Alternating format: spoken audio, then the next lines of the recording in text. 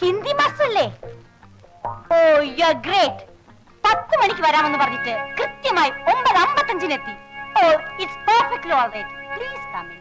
Please take your seat. Please take your seat. ഞാൻ കൃത്യനിഷ്ഠയുള്ള ഒരാളാണ്. ഇക്കാലത്ത് കൃത്യനിഷ്ഠയുള്ള ആൾക്കാരെ കാണുന്നത് വളരെ വിഷമമാണ്. എന്റെ അച്ഛനും വലിയ കൃത്യനിഷ്ഠയുള്ള ആളായിരുന്നു. ആ തോന്നി. ബ്ലഡിലുള്ളതാണ്. 10 ഗുണം 10 ഗുണം. സാർ, എന്റെ മോളുടെ ഹിന്ദി വളരെ വീക്കാണ്. നന്നായി നന്നായി, ഞാൻ പറഞ്ഞു കൊടുക്കാം. എന്റെ വല്യച്ഛൻ ഒരു ഉത്തർപ്രദേശുകാരനായിരുന്നു. ഒരു ഹിന്ദി ചുറ്റുപാടിലാണ് ഞാൻ വളർന്നത്. സാറിന് ആദ്യം കണ്ടപ്പോഴേ എനിക്ക് തോന്നി സാറിന് ഒരു north Indian cut. Rajesh Khanna എന്ന് പറയുന്ന ഒരു ഹിന്ദി നടനെ പറ്റി കേട്ടിട്ടുണ്ടോ? കേട്ടിട്ടുണ്ട്. അദ്ദേഹം എന്റെ ഒരു അമ്മാവനാ വകയിൽ. ആണോ? എന്റെ മോൾ ഇത് കേട്ട അന്തം വിടും. വിടട്ടെ. സത്യത്തിൽ രാജേഷ് ഖന്ന അമ്മാവനാണ് എന്നെ ശരിക്കും ഹിന്ദി പഠിപ്പിച്ചത്. അയ്യോ, അപ്പോ എന്റെ മോളുടെ ഭാഗ്യം തന്നെ. സാറിന് വലിയൊരു ഫീസ് തരേണ്ടി വരുമല്ലേ? ഫീസ് എനിക്കൊരു പ്രശ്നമല്ല. എന്റെ സ്റ്റുഡന്റ് വളരെ നന്നായിരിക്കണം. പിന്നെ ഈ ഹിന്ദി ഒരു രാഷ്ട്രഭാഷയാണല്ലോ നമ്മുടെ. ഈ രാഷ്ട്രഭാഷ നന്നായിട്ട് ഇങ്ങനെ പ്രചരിപ്പിക്കുക എന്നുള്ളതാണ് എന്റെ ജീവിത ലക്ഷ്യം തന്നെ. ഒരുപാട് നാളായിട്ട് പറയുന്നതാണ് ഹിന്ദി സാറിന്റെ കാര്യം. ഇങ്ങനെ ഒരാളെ കിട്ടാനായിരിക്കും ഇത്രയും നാൾ വൈകിയത്. പിന്നെ എനിക്ക് എന്റെ സ്റ്റുഡന്റിനെ കാണാൻ നേരമായി. ഓ 10 o'clock. കൃത്യനിഷ്ഠ. മോളെ മീനു, ഹിന്ദി മാസ്റ്റർ വന്നിരിക്കുന്നു. വേഗം ഒരു പുസ്തകം എടുത്തോണ്ട് വാ. പിന്നെ രാജേഷ് ഖന്ന അമ്മാവന്റെ കാര്യം എന്റെ സ്റ്റുഡന്റിനോട് ഇപ്പൊ പറയണ്ട. കുട്ടി ഭയപ്പെടും. അത് നമുക്ക് പിന്നെ പറയാം. You are right, you are right.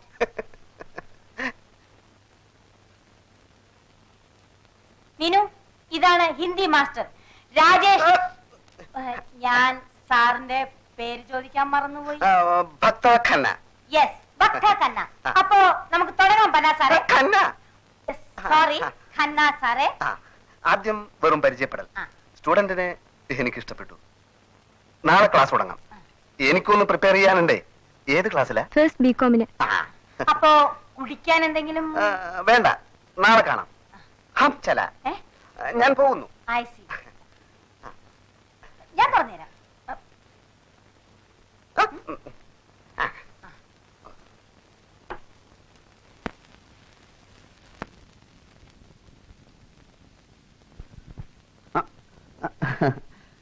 മാഞ്ഞു പോയതാ. ഓ അത് ശരി. അല്ല സാറ്? ഞാൻ മേജർ നായരുടെ മകളെ. മകളെ ഹിന്ദി പഠിപ്പിക്കാൻ വന്നതാ. മകളോ? അങ്ങനെ ഒരു മകളില്ലല്ലോ. മേജർ നായർ എന്റെ അച്ഛനാ. ഓ അത് ശരി. ഞാൻ അദ്ദേഹത്തിന്റെ ഒറ്റ മോനാ.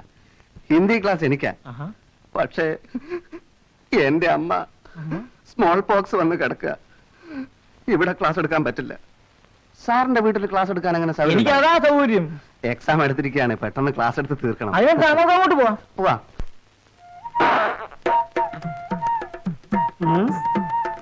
എന്താണ് മേജർ സാറേ മുഖത്തൊരു ചളിയർച്ച ഭാവം? ഒന്നുമില്ല. എന്നാൽ എന്തൊരു മനസ്സിലുണ്ടല്ലോ. ആര് കോഴിക്കുഞ്ഞോ? കൊറേ കാലയില് കണ്ടിട്ട്. ഞാൻ അല്പം ബിസിയായിരുന്നു വെച്ചത്.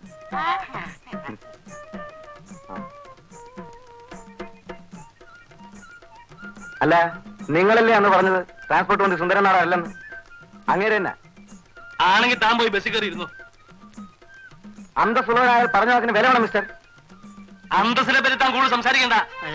അന്തസ് കൂടി ഉണ്ടായിരിക്കും പെമ്പിള്ളാന്ന് പറയാൻ വായുവൊക്കെ കിടക്കുന്നത്. സ്ത്രീയും പുരുഷനും കണ്ടുമുട്ടിയാൽ പരസ്പരം ഇഷ്ടപ്പെട്ടാൽ അയാളെന്താ തെറ്റ്? ഇഷ്ടപ്പെട്ടാലല്ലേ? ഇഷ്ടപ്പെടാനും പ്രേമിക്കാനും വേണ്ടിയല്ലേ പുറകെ നടക്കുന്നത്. പ്രേമം ഇത്ര ഒരു അലവലാതി പരിപാടി ഈ ലോകത്തിലില്ല. റോമിയോ ജൂലിയറ്റ് എന്ന് കേട്ടിട്ടുണ്ട്. ലോകം മുഴുവൻ കരഞ്ഞ പരിശുദ്ധ പ്രേമം. അവരെന്താ അലവലാദികളാ? ആണേലും അല്ലേലും അവസാനം ചത്തില്ലേ രണ്ടും? എന്നാ പിന്നെ ഈ കോളേജിലും സ്കൂളിലൊക്കെ അത് പഠിപ്പിക്കുന്നതിനാ? പറ. അതൊരു ചോദ്യ മേജർ സാർ, അതൊരു ചോദ്യ. എടാ മരമണ്ടന്മാരെ, ഇതൊക്കെ പഠിപ്പിക്കുന്നത് നിന്നെ പോലുള്ളവർ പെമ്പിള്ളാരുടെ പുറകെ വായു കിടക്കാതിരിക്കാൻ വേണ്ടിയാ. മനസ്സിലായോ? അല്ല, നിന്നെയൊക്കെ പറഞ്ഞിട്ട് എന്താ കാര്യം?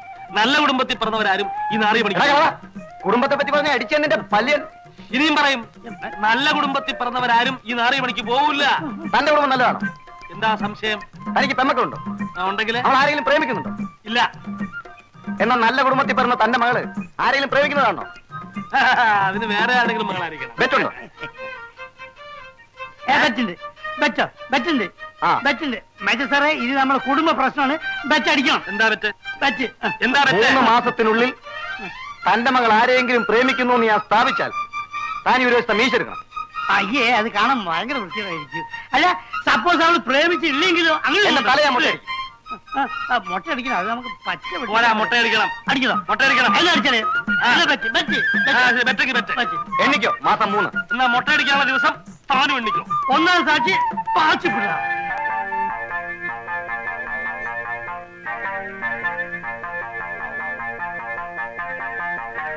ഒന്ന് ചോദിച്ചോട്ടെ, അതിപ്രശസ്തനായ ഒരു ഫയൽവാൻ ഈ ഭാഗത്ത് എവിടെ താമസമുണ്ടല്ലോ, അദ്ദേഹത്തിന്റെ വീട് അറിയാമോ?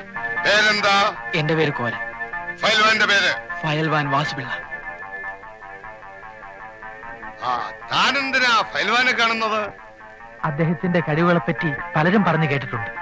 ആ വീരശൂരന്റെ ശിഷ്യനാകാൻ അടിയൻ ആഗ്രഹിക്കുന്നു. ഫയൽവാൻ വാസുപിള്ള അത്ര വലിയ മിടുക്കനാണെന്ന് എനിക്ക് തോന്നുന്നില്ല. അനാവശ്യം പറയരുത്.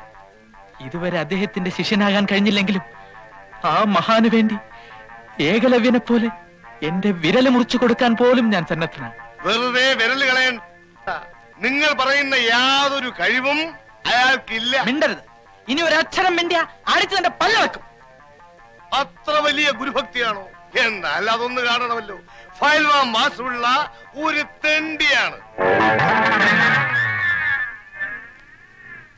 ക്ഷമിക്കണം, എന്റെ ഗുരുവിനെ പറ്റി പറഞ്ഞപ്പോൾ എനിക്ക് നിയന്ത്രിക്കാൻ കഴിഞ്ഞില്ല. ഈ അടി എനിക്ക് കിട്ടിയ അംഗീകാരം. നിനക്ക് എപ്പോ വേണമെങ്കിലും വന്ന് ഗുസ്തി പിടിക്കാം. ഞാനാണ് ഫയൽവാൻ വാസുപിള്ള. ഗുരു, നീ എന്തിനാണ് ഈ ലോകത്തുള്ള പെണ്ണുങ്ങളൊക്കെ പറ്റി അപവാദം പറയുന്നത്? അല്ല, നീയല്ലേ പറഞ്ഞ ആ ജാനുവിന് ഗർഭാണ്, വയറ്റിൽ കുട്ടിയാന്നൊക്കെ ഡോക്ടർ ഓപ്പറേഷൻ ചെയ്ത് കട്ടിയാന്ന് പറഞ്ഞല്ലോ. അല്ല, നിനക്ക് ഈ ബോർഡ് എഴുതി നടന്നാ പോലെ എന്തിനാ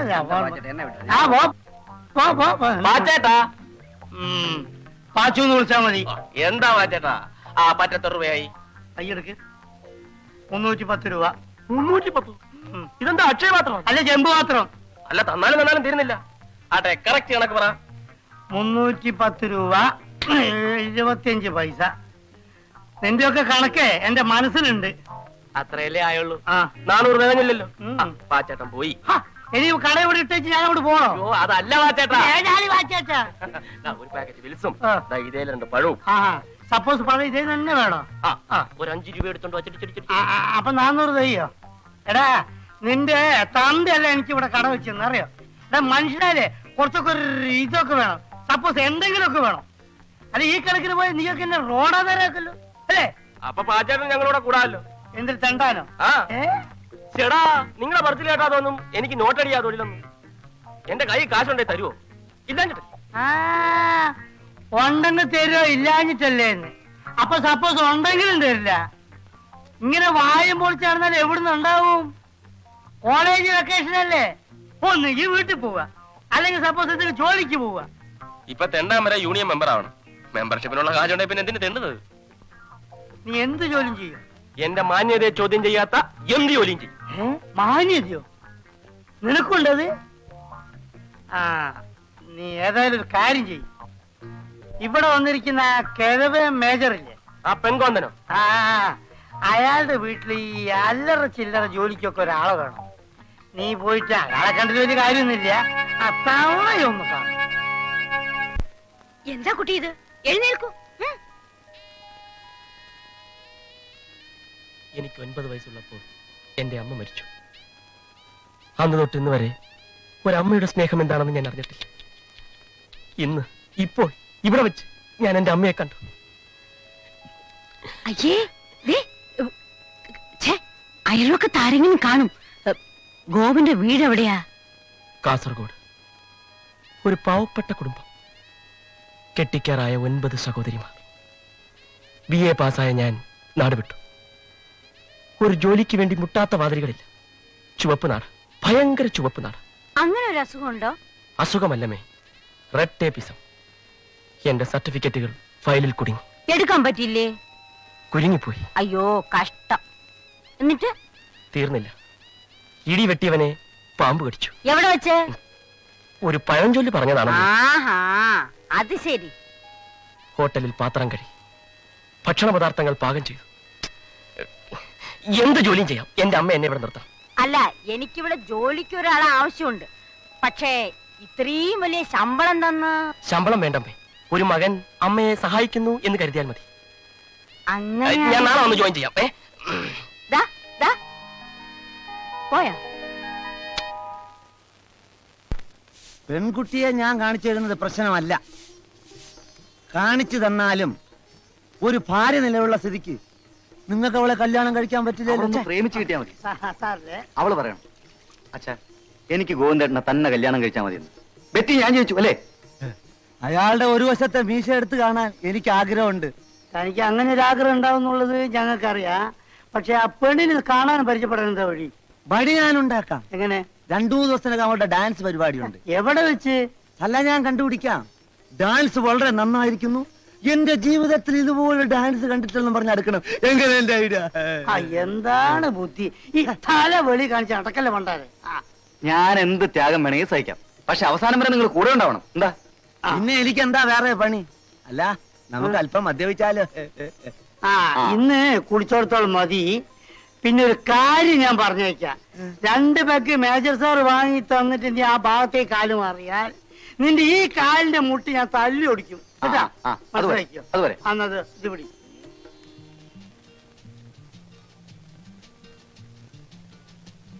എടോ, ഇത് നിന്റെ ബനിയനല്ലേ? ഇന്ന് ഒരു ദിവസത്തേക്ക് ഞാൻ ഇത് ഇട്ടോട്ടെ? വേണ്ട, ഞാൻ ഇട്ടോളാം. അല്ല, ഇന്ന് ഒറ്റ ദിവസത്തേക്ക് മതിയേ. നിന്നോട് ഞാൻ സത്യം പറയാം, ഇന്ന് എന്റെ നാട്ടിൽ നിന്ന് നല്ലൊരു ഫാമിലി റെയിൽവേ സ്റ്റേഷനിലെത്തുന്നു. നല്ലൊരു ഫാമിലിയാ? നല്ലൊരു ഫാമിലി എന്ന് പറഞ്ഞു കഴിഞ്ഞാൽ നല്ലൊരു പെൺകുട്ടി അതിൽ ഉൾപ്പെടുന്നുണ്ടേ. അപ്പോ ഇന്ന് ഞാൻ ഇത് ഇട്ടിട്ട് പോയാൽ നിനക്ക് അവരെ അടുത്ത ആഴ്ച ഞാൻ പരിചയപ്പെടുത്തി തരാം കേട്ടോ. അങ്ങനെ നീ ഷൈൻ ചെയ്യണ്ട. വേണമെങ്കിൽ ഞാൻ ഇത് ഇട്ടുകൊണ്ട് അവരെ കാണാൻ വരാം. അതൊന്നും പറ്റൂല. ഇന്ന് എനിക്കൊരു ഇന്റർവ്യൂ ഉണ്ട്. ഒരു എക്സിക്യൂട്ടീവ് പോസ്റ്റ് ആണ്. 2000 റുപ്പീസ് സാലറി. ഇത് കിട്ടിയാ ഞാൻ MA മതിയാക്കും. അതുകൊണ്ടാണ് ഈ ബനിയനും ഇട്ടുകൊണ്ട് ഞാൻ ഇന്റർവ്യൂവിന് പോണത്. അത് ശരിയാ. ഈ ബനിയനോട്ട് ചെന്ന എന്ത് ജോലിയും കിട്ടും. എവിടെ ഇന്റർവ്യൂ? ഘോഷ് കെമിക്കൽസ്. 2000 രൂപ ശമ്പളം അല്ലേ? ഇപ്പൊ 2000 രൂപ കിട്ടും. സ്റ്റൈപ്പൻഡ് കുറച്ചുകൂടെ കഴിയുമ്പോ 3000 രൂപ കിട്ടും. ഈ ഘോഷ് കെമിക്കൽസിലെ ഘോഷിന് തലയ്ക്ക് വല്ല അസുഖമായിരിക്കും. സമയം എത്രയായി? എവിടേക്കാ നിങ്ങൾ രാവിലെ എവിടേക്കാ? നീ എവിടേക്കാ? കൊല്ലത്തുള്ള എന്റെ ചിറ്റപ്പന്റെ മകളുടെ ഭർത്താവ് ഇന്നലെ രാവിലെ ചത്തുപോയി. കമ്പി വന്നിരുന്നു. എന്നിട്ട് നീ എന്താ ഇതുവരെ പറയാതിരുന്നത്? വെറുതെ നിങ്ങളെ കൂടെ എന്തൊരു ദുഃഖത്തിലായിരുത്തണമെന്ന് കരുതി. എന്തോ നിന്റെ ചിറ്റപ്പന്റെ മകളുടെ ഭർത്താവ് ചത്ത നമുക്കെന്തര്? ഒന്നുമില്ലേ. നീ ചത്താലും ഞങ്ങൾ സന്തോഷിക്കുകയുള്ളൂ. ഓഹോ, അത് ശരി. ശവസംസ്കാരത്തിന് മുമ്പെങ്കിലും എനിക്ക് അവിടെ എത്താം.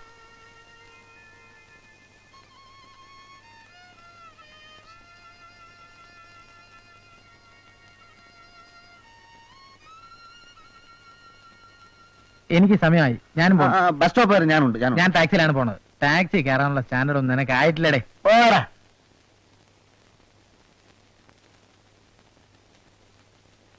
അവസാനം ഞാനൊരു തീരുമാനം എടുത്തു. നിന്റെ ഷർട്ട് ഞാൻ എടുത്തു.